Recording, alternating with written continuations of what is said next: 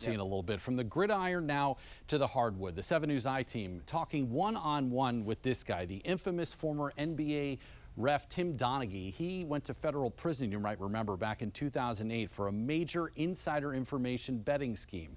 Today, our John Barr got his take on the league's latest gambling scandal that netted a current NBA player and a head coach.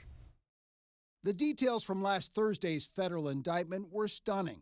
Portland Trailblazers head coach Chauncey Billups accused of associating with organized crime and luring unsuspecting gamblers into high-stakes poker games to cheat them out of their money.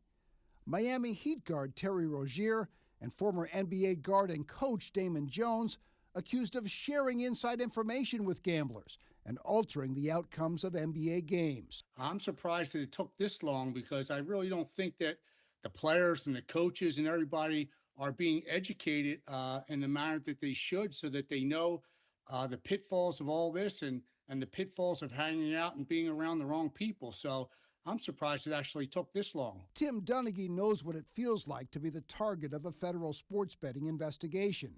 In 2007, Donaghy was arrested by the FBI for providing inside information on games he officiated to known professional gamblers. Charges that led to the end of his 13-year career as an NBA referee and the beginning of more than a year in federal prison. I know what the FBI put me through and what it's like to sit in the hot seat. Tim, up until last week, you were the guy who was the central figure in the largest betting scandal to rock the NBA. Do you think you can still lay claim to that? Not that it's a competition you necessarily want to win, but would you say that the size and scope of this case that came down the pike last week supersedes what you went through? No doubt about it. We think it's just the tip of the iceberg. We think that this thing is going to be much bigger than it already is right now. In my situation, they were able to put a lid on it and paint me as one bad apple and the only guy that was involved, when we all know that wasn't the case. Do you think this is the ending of this stuff, or a sign of what's to come?